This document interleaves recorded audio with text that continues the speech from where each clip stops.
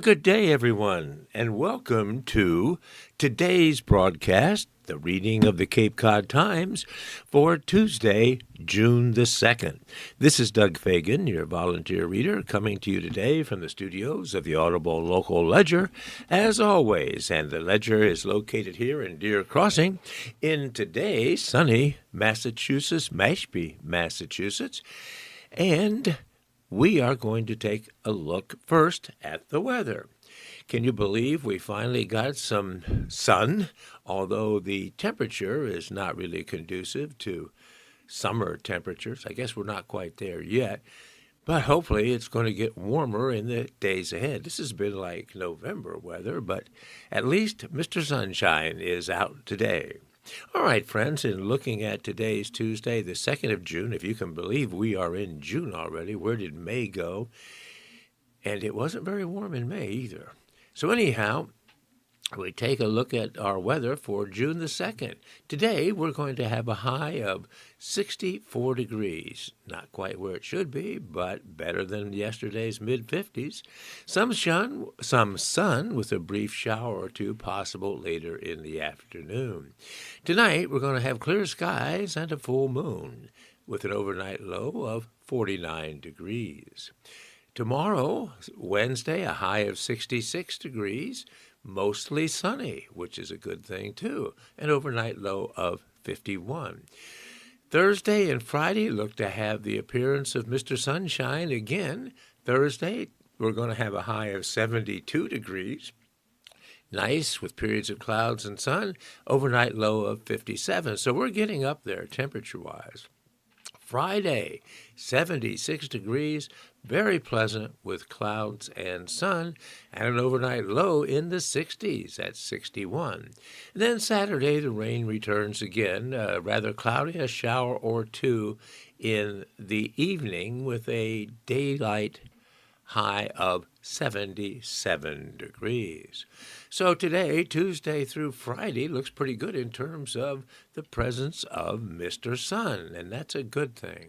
And warming temperatures. Taking a look at the water temperature in Cape Cod Bay today, it's 53 degrees, still not really conducive to swimming, and wave heights 1 to 2 feet, wind direction southeast at 4 to 8 knots. In Nantucket Sound today, water temperature is, as you might expect, a bit higher, 6 degrees higher, in fact, at 59 degrees, wave heights minimal 1 to 3 feet, wind direction east-southeast at 6 to 12 knots. Taking a look at some high temperatures around the South Shore and the Cape today, we have 68 degrees as a high in Plymouth, 69 in Wareham, and 67 in Buzzards Bay. Looking at temperatures in towns across the bridge here onto the Cape, 66 as a high in Sandwich, only 63 in Mashpee, 69 in Falmouth, 64 in Hyannis, and 67 in Barnstable. Out toward Dennis, we're going to have a high of 66, the same as Brewster. In the elbow of the Cape at Chatham, we have a high today of 63 degrees, so still a bit cool, especially near the coast. Eastham, 63, Truro, as we head north, 65, and out at Race Point Light in Provincetown, 66 degrees and sun throughout the Cape. Taking a look at the islands, let's take the Island Queen from Falmouth, the ferry out to Martha's Vineyard, where we find a high today at Oak Bluffs of 63 degrees, and Edgartown is 62. Now, if we take the fast ferry, high-speed Highline ferry from Hyannis out to Nantucket, we find there an hour later after we leave Hyannis that the temperature in Nantucket Village is 63 and the same at Secaucet. So there you have it, friends, a look at the weather for the South Shore and the Cape for today and the week ahead. And again, reviewing that we have mostly sun through this coming Friday. Rain returns again as a possibility this coming Saturday, although the temperatures are slowly increasing from roughly, these are generally 64 degrees today, 66 Wednesday, 72 Thursday, 76 Friday, and 77 in spite of the rain on Saturday. All right, friends, let's turn now to the front page of today's Cape Cod Times, looking first for articles of local, area, or state interest, and then we'll move to articles of a more national reference. Well, friends, on page one, the headline article for local news says that I am thrilled. That's the headline. And underneath that, it says what commuters think about the planned Barnstable Park and Ride expansion. This is by Sarah Vaughn of the Cape Cod Times Network. And just below those headlines is a picture of a bus and passengers getting on, being checked by the driver, and underneath that picture, it says David Norgerian of Eastham gets his ticket checked for the Peter Pan bus at the Barnstable Park and Ride lot on May 27th. He uses the lot several times a month to travel to Florida. The State Department of Transportation, which owns the lot, will spend nearly $9.3 million to add 271 new parking spaces for a total of 639 spaces, nearly doubling the current capacity. The lot will expand to the north and to the west. Now here, friends, is the article. The travelers at the Barnstable Park and Ride commuter lot, waiting for buses to whisk them to jobs in downtown Boston or to Logan Airport for an exotic vacation, are quite frank about the nettlesome problems of commuting. On Wednesday morning, David Norgerian of Eastham, who was waiting for a 7:50 a.m. Peter Pan bus, said he uses the lot 3 or 4 times a month when he travels to his other home in Florida. Most of the time, he's able to poach a parking space at the lot, where such slots are in great demand. He says sometimes the lot is full, and he has to drive to the Sagamore commuter lot.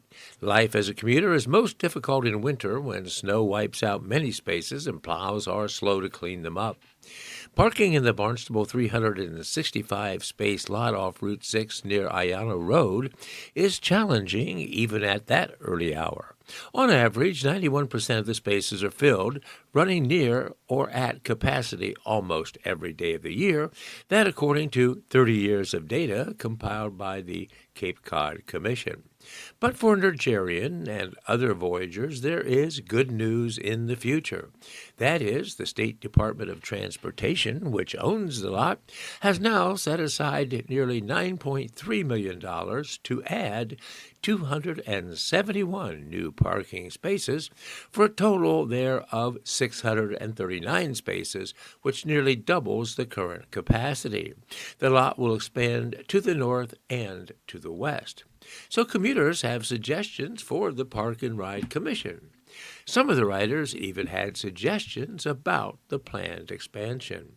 Norgerian, for example, suggested it would be even better if a Logan Express bus would come to the Cape every 30 minutes, like they do in Framingham and other suburban towns around Boston.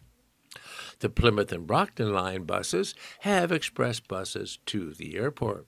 Norgerian prefers to use the Barnstable lot because it has more choices of bus pickup times, and both the Plymouth and Brockton and the Peter Pan buses stop there. Cheryl Smith of Cotuit was waiting in the bus shelter for an 8:15 a.m. Plymouth and Brockton bus to the airport on her way to a vacation in Puerto Rico. She uses the lot 3 or 4 times a year and usually gets a parking space when she travels with her husband, but she makes sure she gets there early enough. The buses are never late either, she added. I am thrilled they are going to expand the parking lot, Smith said when she heard plans. I've been using it 8 to 10 years. It's so easy to use and so convenient. Smith said she and her husband find it even easier to drive to T.F. Green Airport south of Providence, Rhode Island, if they can find a comparable rate to a flight from Boston. She had one recommendation for the expanded lot: heaters being placed in the bus shelters. Adam Carter of Hyannis was waiting for the same Peter Pan bus as Norgerian for a ride to work in Boston. He's taken the bus 3 or 4 times a week for 3 years. He said he usually finds a parking space at an early hour. Carter said the commute is quote, worth it because I have a son in school and we love living on the Cape, end quote. There are usually a handful of commuters at the 7:50 a.m. pickup, but many more take the 5:45 a.m. bus, he said. So a baby due any day in Tel Aviv? Well, that curious sentence leads us into our next paragraph. Phil and Stephanie Panassi of Centerville were perhaps the most excited while waiting for the 8:15 a.m. bus as they were headed to Tel Aviv, Israel, where their daughter was due to have a baby any day. The couple took an Uber to the park and ride. Phil Panassi is an Uber driver and said it was easier than parking at the airport. They also weren't sure how long they could park at a lot since they weren't sure how long they'd be gone. They also wondered about overall security there. Long-term parking is allowed up to 21 days, Stephen Tupper, Deputy Director of the Cape Cod Commission, said in a recent interview. Barnstable police do monitor the lot and will ticket cars that are there beyond the 21 days, he said. A design for the new lot has been approved, and bidding for the project will begin this summer, with construction scheduled to begin in 2027, Senior Project Manager Harry O. Lamoth said in a recent telephone call. The approved design changes for the new park and ride lot will include dedicated bus aisles and drop-off pickup zones, 4 new bus shelters, sidewalks throughout all parking islands, accessible parking spaces across the site, and electrical vehicle charging stations throughout the site, and more bicycle storage. Mass Department of Transportation has completed all the necessary land takings needed for the project, that according to an agency spokesperson's email on May 29th.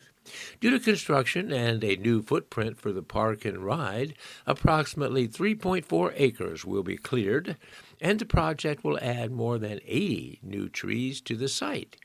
The statement said, 2 temporary easements were needed along with 1 permanent utilities easement and permanent taking.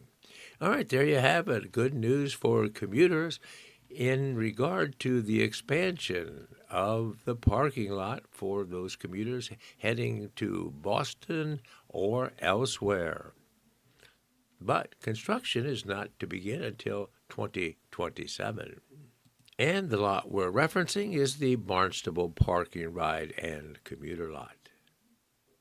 We'll return to page 1 eventually, but that so far was the only article of local interest on page 1. So now we look to page 2, and here we find another local article. It says, 1 burned in vehicle near fire Sagamore Bridge site. This is by Zane Razak of the Cape Cod Times Network. Here's the article.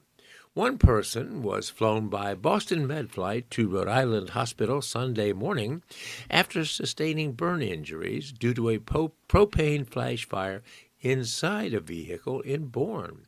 The Bourne Fire and Rescue said they responded to the incident at Gallo Construction Company at the base of the Sagamore Bridge. When they arrived, they found 1 person with burns to both hands. The preliminary investigation indicated that the injuries resulted from a propane flash fire inside a van on the property, that according to the Bourne Fire and Rescue Department. Authorities said the incident appears to be accidental and remains under investigation by the Bourne Fire and Rescue Investigation Unit. Well, in scanning the paper, I have found another article of local interest, and it says here as a headline, Monomoy Schools earned Wellness Award. The district completed special programs to promote student health. This is by Beth McDermott of the Provincetown Banner. Here's the article. The Monomoy Regional School District has been recognized for its commitment to student wellness. The district was named a School Wellness Champion after completing the Massachusetts School Wellness Coaching Program, that according to a community announcement. The program pairs schools and districts with a wellness coach who facilitates meetings and provides technical assistance throughout the school year. The focus is on local wellness, policy assessment, action planning and implementation, and monitoring and evaluation. The program emphasizes compliance with the USDA final rule for local school wellness policy implementation under the Healthy Hungry Free Kids Act of 2010. During a recognition ceremony at the 2026 Healthy Kids, Healthy Programs Summit, Monomoy was presented with a special banner. A team from the district attended breakout sessions titled Catching On, Why Seafood Belongs on the Tray, and Recruit and Retain, Strengthening Ties with the Cafeteria, Community, and Classrooms.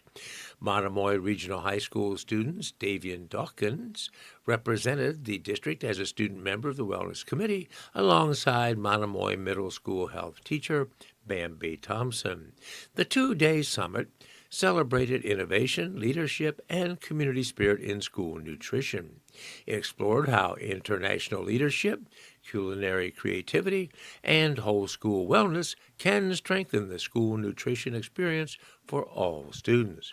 The event was sponsored by the Office for Food and Nutrition Programs at the Massachusetts Department of Elementary and Secondary Education and the John C. Stalker Institute of Food and Nutrition.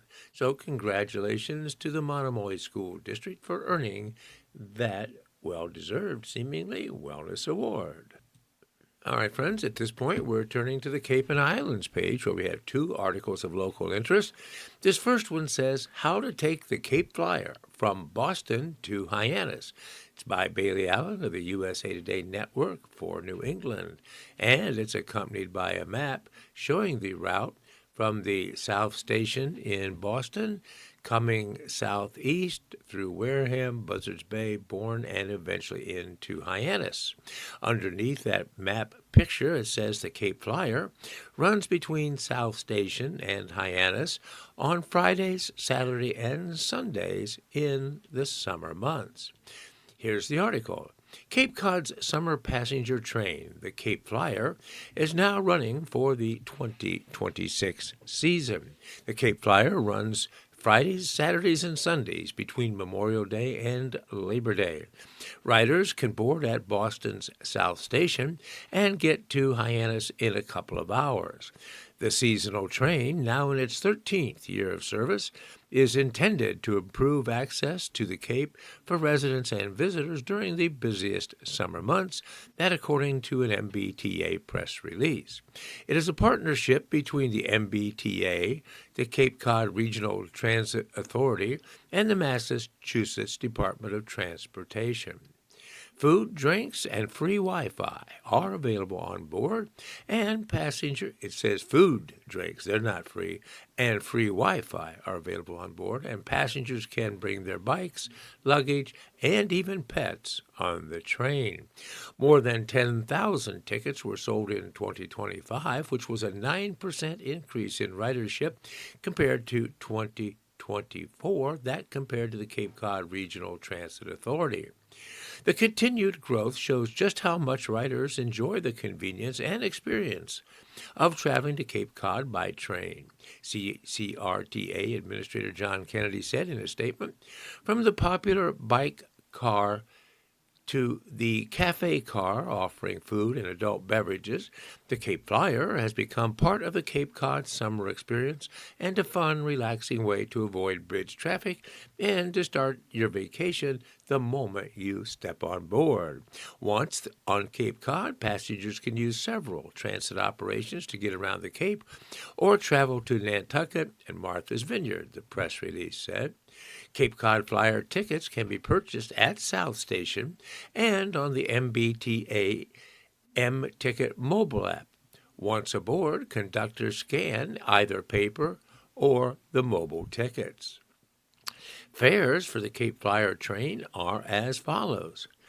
South Station Braintree Brockton to Hyannis. That ticket costs $22 one way and $40 round trip.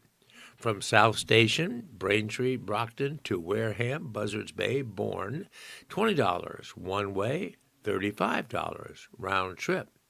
Lakeville, Wareham, Buzzards Bay, Bourne to Hyannis, $5 one way, $8 round trip.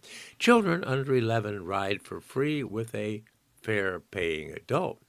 Passengers can upgrade to first class at South Station or on the train for another $15. A discounted round-trip fare of $20 is available for passengers traveling between Boston and Bourne or Hyannis on Sundays in July and August, as well as on September the 1st. There's a time schedule there that is also included in the paper, but that would be pertinent to you if you're traveling and not to our everyday readers. And again, you can find all this information about the various trips, their cost, and time schedules by visiting the MBTA website for the Cape Flyer. And again, the Cape Flyer runs between Memorial Day and Labor Day from Boston to Hyannis and back. The headline for this next article says, lawmakers renew push to make DST permanent. This is by Margie Cullen of the USA Today Network for New England. The U.S. House voted last week to advance a measure that would establish year-round daylight saving time, something that Massachusetts state leadership is also advocating for. On May 21st, the House Committee on Energy and Commerce voted 48-1 to advance House Resolution, that's H.R. 7389, or the Motor Vehicle Modernization Act. It's a relatively mundane piece of transportation legislation, except for one little detail. It could make daylight saving time permanent for any state that wants to invoke it. To date, 20 states have signaled their support for year-round daylight saving time, that according to the National Conference of State Legislatures. Massachusetts is not one of those states, but lawmakers are considering legislation that would also effectively implement daylight savings time year-round. So what is the Sunshine Protection Act? Well, Representative Vern Buchanan, a representative from Florida, announced that his legislation, the Sunshine Protection Act, would be folded into the broader transportation proposal on May 20th. That act would allow states to exempt themselves from the twice-yearly time change. Floridians and Americans across the country are quite tired of the biannual time change, and the evidence is clear that permanent daylight saving time can improve public health, reduce traffic accidents, lower crime, and encourage more outdoor activity, said Buchanan in a statement on May 20th. Ending the clock change is a common-sense reform that will improve everyday life for millions of Americans. While the bill advanced within the committee, it has not yet passed the House or Senate. But if it were to become law, it would trigger legislation in 20 states to provide for year-round daylight savings time enactment. So, what states would switch to year-round daylight savings? Well, according to the National Conference of State Legislatures, 19 states have enacted legislation or passed resolutions to provide for year-round daylight saving time if Congress were to allow such a change, and in some cases, if surrounding states enact the same legislation. Those states include Alabama, Colorado, Delaware, Florida, Georgia, Idaho, Oklahoma, Louisiana, Maine, Minnesota, Mississippi, Montana, Oregon, South Carolina, Tennessee, Texas, Utah, Washington, and Wyoming. Oh, you notice Massachusetts is missing? Well, what about Massachusetts? Well, Senate President Karen Spilka from Ashland announced in March that she is also in favor of ending the twice-yearly clock change, citing research showing the benefits of sticking with the same time throughout the year. Twice a year, Massachusetts residents scramble to adjust their routines, deal with disruptions to their kids' sleeping schedule, and have their lives unsettled generally, said Spilka in a statement on March the 13th. Every person who spent this week adapting with an hour less sleep or enjoying an afternoon of sunshine should agree. It's time to stop changing the clocks and provide people with reasonable consistency. She and other Massachusetts senators support permanent Atlantic Standard Time. That time zone is 1 hour ahead of Eastern Standard Time, which is the time Massachusetts follows when daylight savings is not in effect. When daylight savings is in effect, it's the same time as Atlantic Standard Time. Therefore, moving to the Atlantic time zone year-round would effectively be observing daylight savings time year-round. Under the legislation, Senate Bill 2157, Massachusetts would only make this change if 2 or more of its surrounding states, those being Maine, New Hampshire, Vermont, Connecticut, or New York, do enact similar legislation. The bill was reported favorably by the State Administration and Regulatory Oversight Committee and is now in the Senate Rules Committee. So when is daylight savings time? Well, most states are currently observing daylight savings time, and it ends on November 1st this year, barring any changes. Well, there you have it. Would be kind of interesting to have a consistent time reference year-round. All right, we are moving on. Well, friends, as we head toward the midpoint of today's broadcast, we'll take a look now at the various obituaries for today, and today we only have one. That is of Ronald R. Rogowski, R-O-G-O-W-S-K-I, and here it is. Ronald R. Rogowski, known as Rogue or Rogoway, formerly of Connecticut and Cape Cod, passed away on April 5th of this year. Born May 11th, 1940, in Norwalk, Connecticut, he excelled in baseball and football, proudly playing on the 1952 Norwalk Little League World Championship team, earning all-state football honors and later playing football at the University of Connecticut, where he earned a Bachelor of Science in 1965. Ron also served in the Army and the Army Reserve. An avid golfer and accomplished country club manager, Ron held leadership roles at clubs across Vermont, Massachusetts, and New Hampshire, including the Charles River Country Club. He co-opened the Vermont restaurant, The Rogues, with his brother Bill and later transformed a struggling Cape Cod restaurant into a successful dining and entertainment destination while sharing his love of sports, golf, hospitality, and cooking with his children. Ron later sold vacation homes at Point Sebago Resort in Maine before retiring and marrying Joanne Foley Morse. Together they enjoyed years in Naples, Florida, the Bahamas, and St. Martin.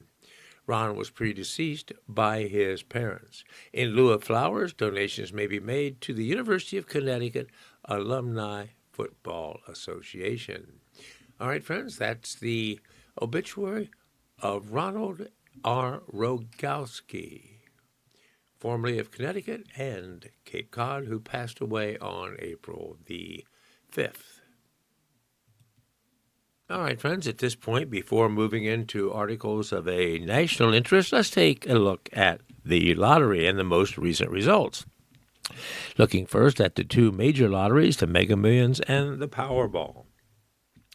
The Mega Millions jackpot is up to $346 million. The next drawing will be held today at 11 o'clock this evening.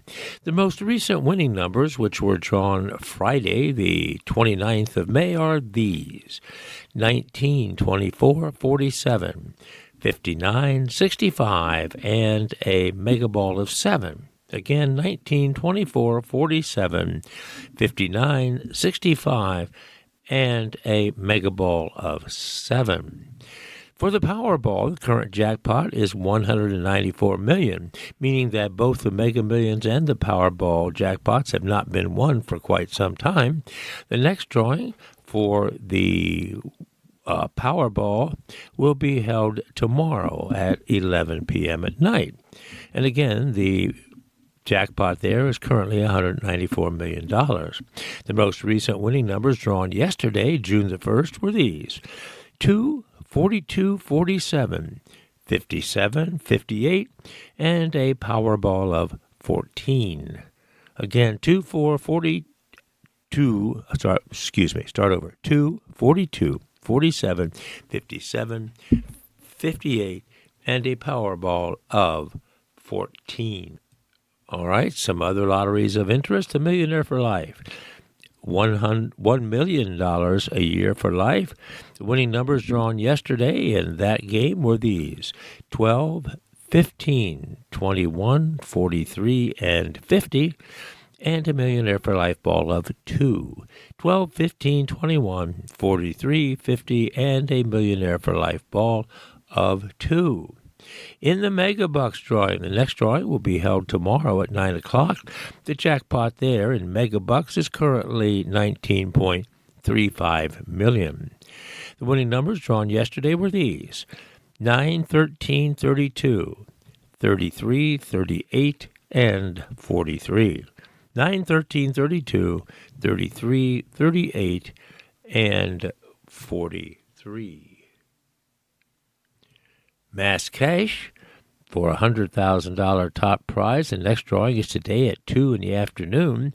The midday drawing for mass cash yesterday, winning numbers were these: 1, 7, 16, 17, and 20. 1, 7, 16, 17, and 20. Midday drawing for mass cash yesterday. And the mass cash evening drawing also yesterday. Here are those winning numbers: 9, 10, 23, 31, 35. 9, 10, 23, 31, 35. And finally, the numbers game. The next drawing, 2 o'clock this afternoon. Here are yesterday's midday drawing winners for the numbers game: 4575, 4575, and the evening numbers game again from yesterday, June 1st, 3189, 3189, evening numbers game from yesterday. All right, there you have it, a quick look at the lottery jackpots and the most recent winning numbers. And a reminder, you can't win if you don't play. So for those of you who do play, I say to you, as I always do, good luck, players. All right, friends, we're now turning our focus to articles of international and national interest. This first headline says, Iran halts talks over attacks. Fresh military strikes in Lebanon had tested the ceasefire. This is a USA Today article. Iran halted indirect talks with the United States over Israel's intensifying attacks on Lebanon that, according to Iranian media reports, signaling a possible breakdown in diplomatic efforts to end the 3-month-old war. The Iranian semi-official Tasnim, that's Tasnim, Tasnim news agency, said on June 1st that Tehran's negotiating team would stop communicating with Washington through mediators over Israel's military campaign against Iran-backed Hezbollah in Lebanon. The White House did not immediately comment on reports of a breakdown in talks, and Iranian officials also did not publicly confirm that negotiations had been halted. The development comes as a ceasefire between the two countries was being tested by fresh strikes over the weekend. U.S. Central Command said it carried out self-defense airstrikes on Iranian radar and drone sites after Tehran shot down an American drone. Iran said it targeted an airbase used by American forces. In an early morning social media post on June 1st, President Trump said, Iran really wants to make a deal, and it will be a good one for the USA. He did not mention the weekend strikes, but blasted critics of the war, including those he described as seemingly unpatriotic Republicans. Just sit back, relax, and it will all work out well in the end. It always does, he said. Trump met with his national security team on May 26, but did not make a final determination on a deal to end the war. Among the main sticking points in negotiations is Iran's nuclear program.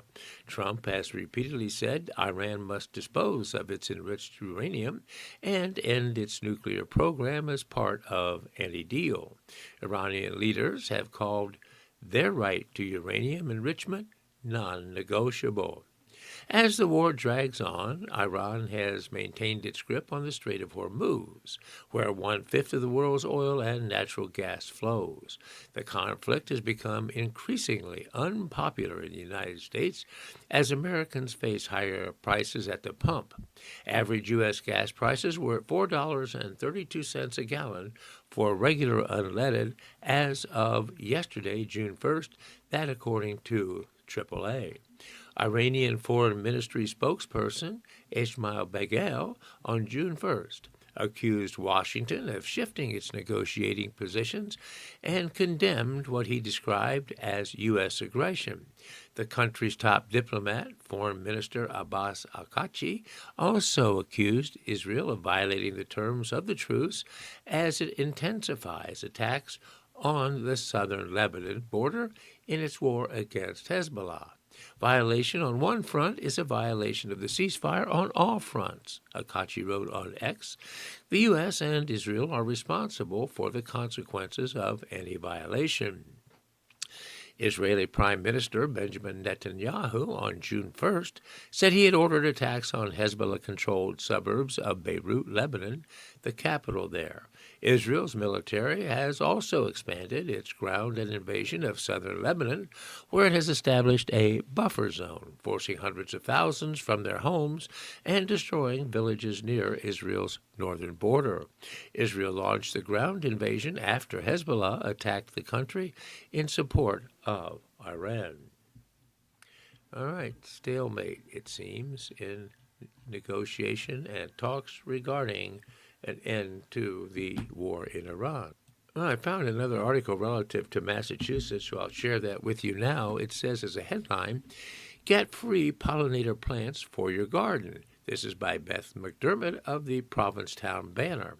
Here's the article.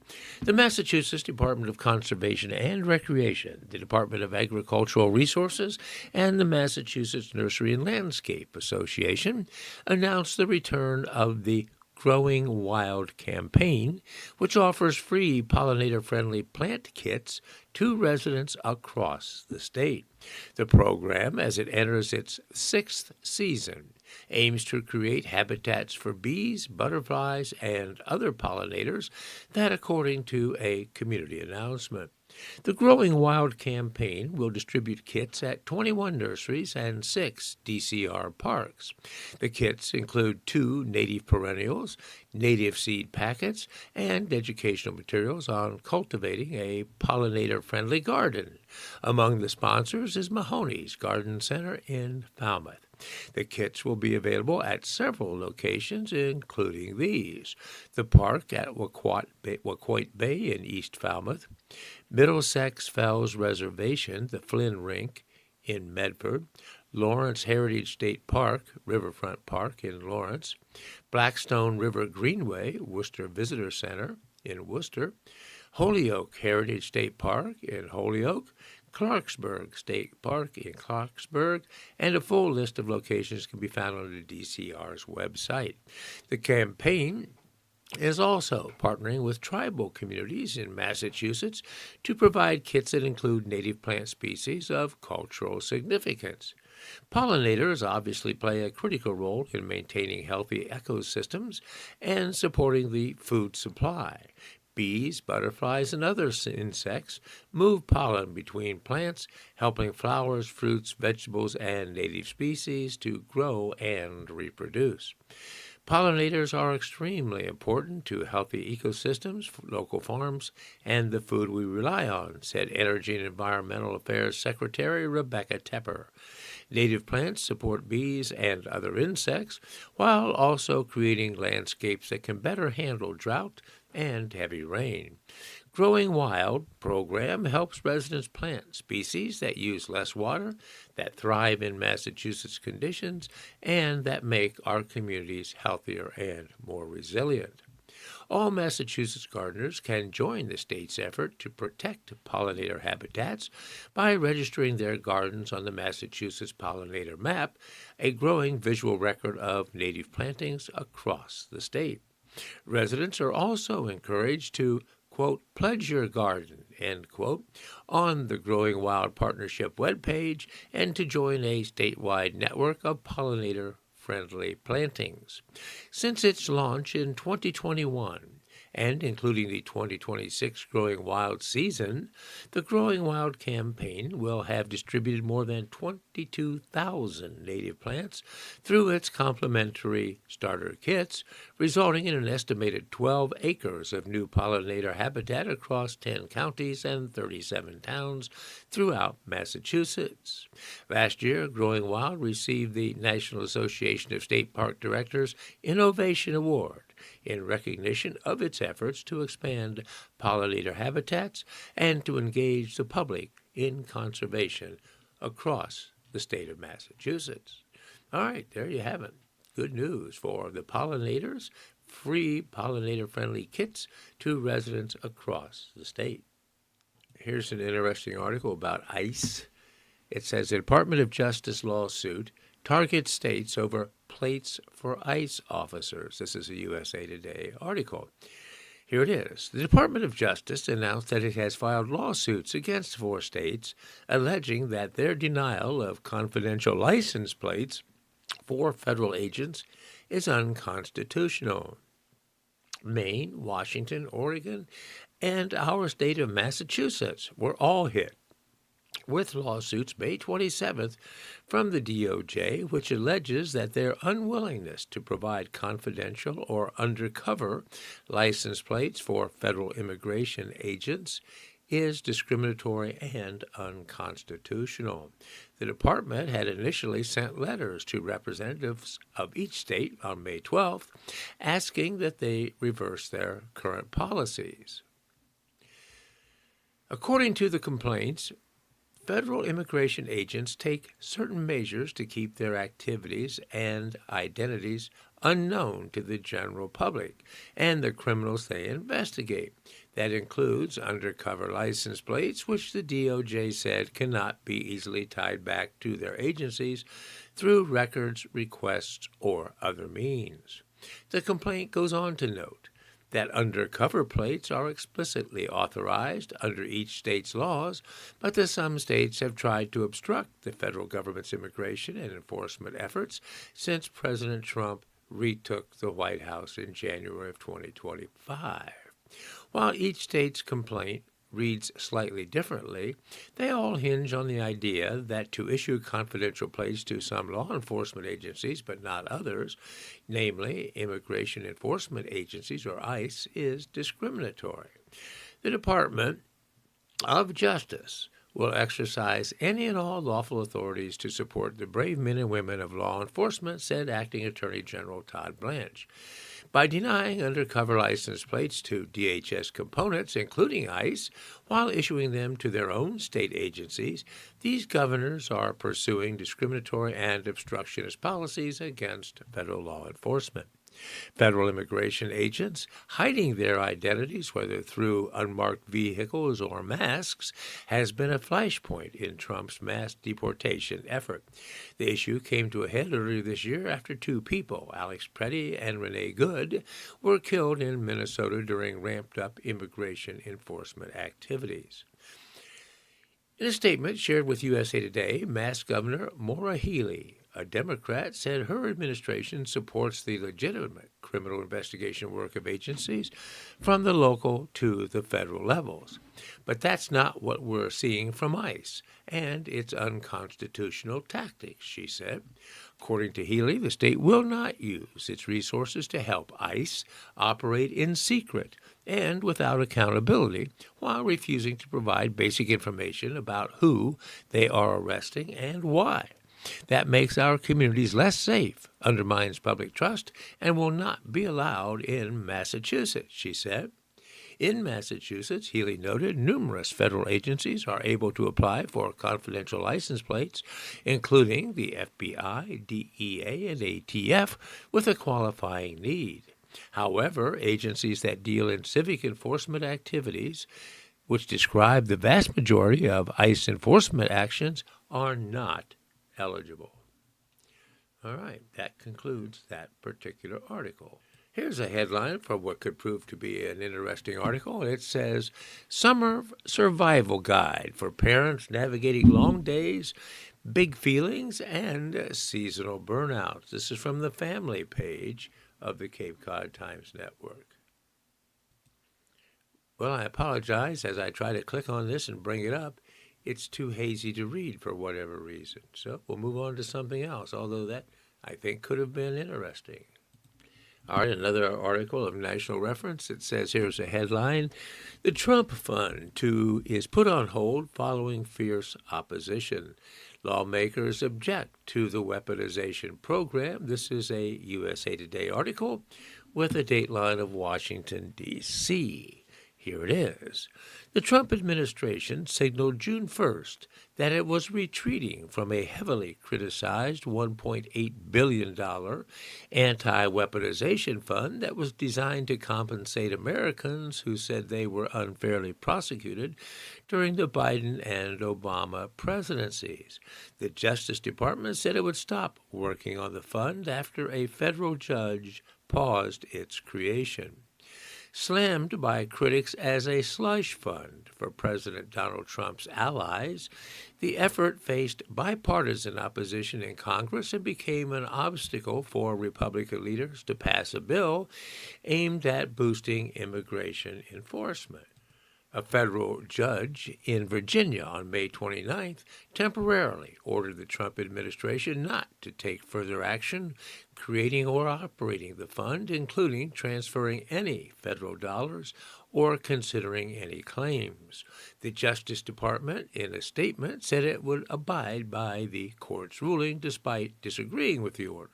A court hearing is set for June 12th in a case brought by opponents, including a prosecutor who tried cases against people who attacked the Capitol on January 6th of 2021. The June 1st move came after House Speaker Mike Johnson discussed the fund with Trump at a nearly 3-hour meeting at the White House, according to a source similar with the discussions. The source, who requested anonymity, said the meeting resulted in the Justice Department issuing its statement. Axios, citing two senior administration officials, reported that Trump planned to drop the anti-weaponization fund entirely. Bloomberg cited a senior administration official also saying it would be scrapped. The White House did not respond to a request for comment from USA Today. The Justice Department did not immediately respond to a request for comment on whether it would continue fighting in court to implement the fund or to permanently drop the effort. Critics raised alarm about the proposal potentially being used to follow Monday to January 6th defendants who were convicted of assaulting police officers. Senate Majority Leader John Thune told reporters earlier on June 1st that the Trump administration should shut it down. Neither Johnson nor Thune's offices were immediately available for comment. Acting Attorney General Todd Blanche announced the idea of the fund on May 18th as part of a settlement agreement and lawsuit that Trump and his family brought against his own IRS department, seeking $10 billion in damages over the president's leaked tax returns. The Trump family agreed to voluntarily drop the lawsuit, meaning a federal judge won't rule on the merits of the claims, in exchange for the fund's creation. As outlined by the Justice Department, the fund has few guardrails and a person's committee, with each member appointed by Blanche, was to be in charge of deciding which complaints were to be awarded money. Blanche and other administration officials did not rule out checks going to the nearly 1,600 Trump supporters who were convicted and later pardoned by Trump for their role in the January 6th attack on the Capitol. Amid the obvious backlash, Trump publicly defended the fund as recently as May 22nd, writing on Truth Social it would provide justice to those who were badly abused by an evil, corrupt, and weaponized Biden administration. All right, that's the end of that article. All right, let's now turn a little bit to sports, where we find big news on the Patriots front. And for those of you who love the Patriots, you'll be interesting to know about this next article, which is headlined by this: Eagles trade Brown to the Patriots. This is a Delaware News Journal article from the USA Today Network, and here it is. The Philadelphia Eagles are trading away their best wide receiver, and that could possibly include in their franchise history by sending A.J. Brown to the New England Patriots. The Eagles are getting back a first-round pick in 2028, a fifth-round pick in 2027, that according to the NFL Network. The Eagles confirmed the trade with a tweet saying, "Thank you for everything, A.J."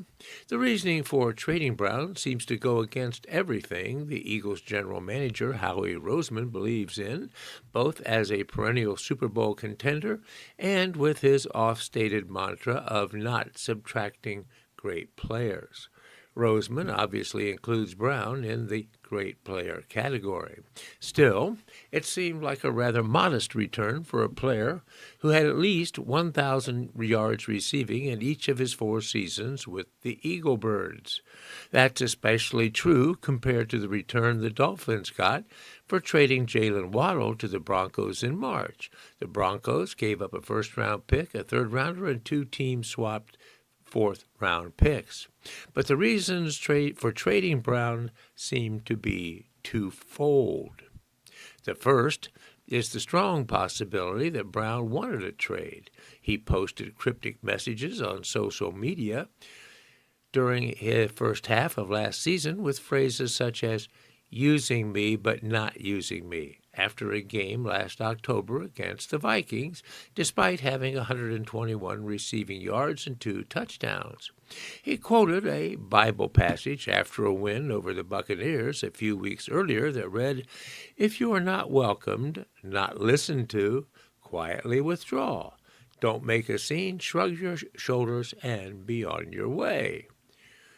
On one podcast last season, Brown described the Eagles' offense as a expletive show.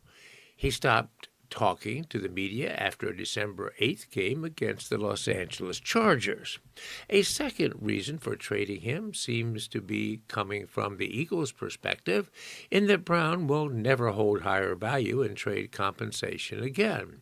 Brown turns 29 this summer, and he's had at least 1,000 yards receiving in all 4 seasons with the Eagles and in 7 of his 8 NFL seasons overall.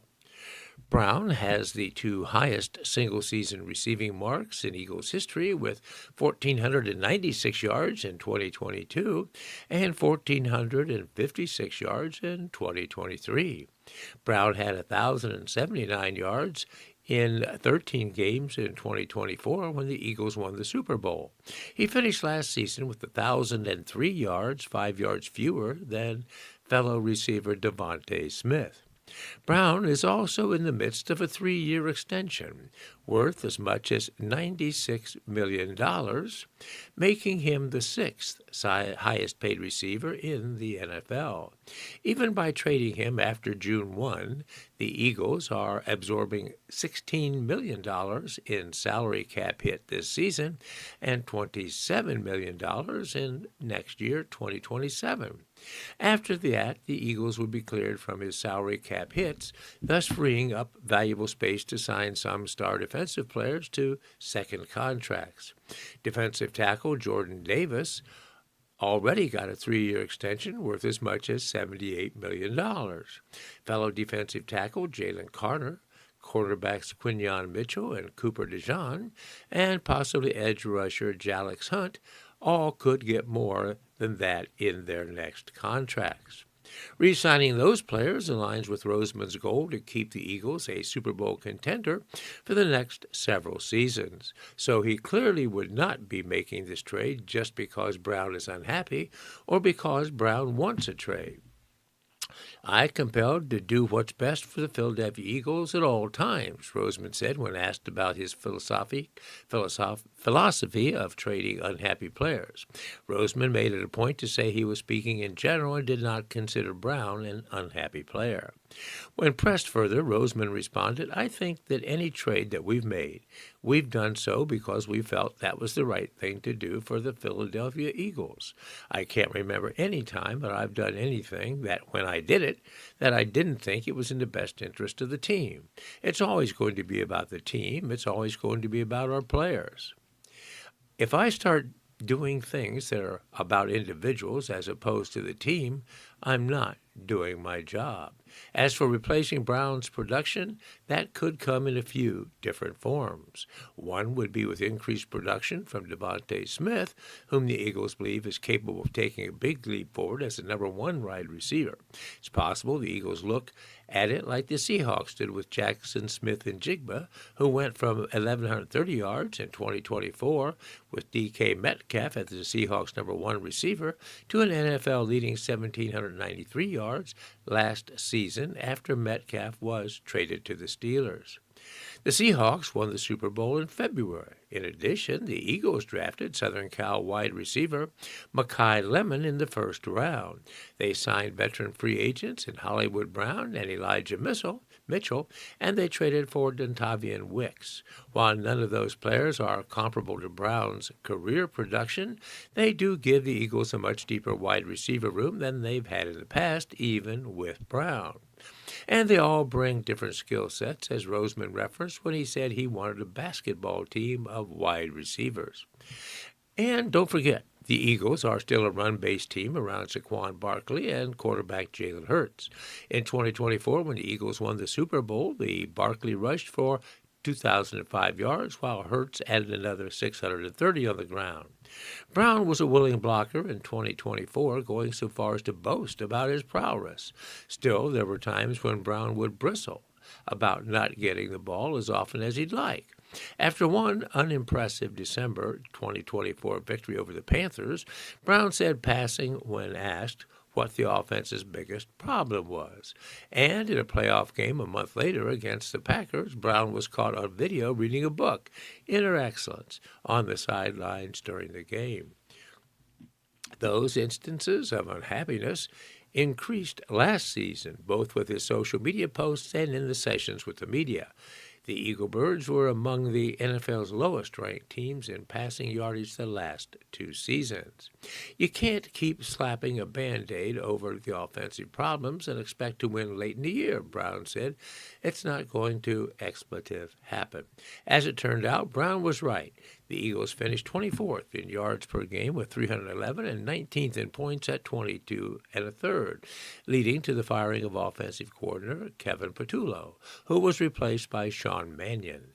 The Eagles' season ended in the first round of the playoffs where they lost 23-19 to the injury-riddled San Francisco 49ers. After that game, Brown was seen in the locker room hugging his teammates before leaving the locker room, as it turns out, for the last time. That, ultimately, showed how highly Brown was revered by his teammates, including Hurts, who was one of Brown's best friends before coming to the Eagles. "Me and A.J. talked," Hurts said after the season. "We're in a great place, and now they're in a different place." So all of this should be to the Patriots' advantage in that they're getting a top NFL wide receiver in A.J. Green. All right, friends, that brings us to the end of today's broadcast. This has been Doug Fagan, your volunteer reader, thanking you for the time and the interest you have in our broadcast. It's been my pleasure reading for you today, and I look forward to doing so again next Tuesday. So until next Tuesday when we meet again, so long for now. Enjoy your week. Stay happy and healthy.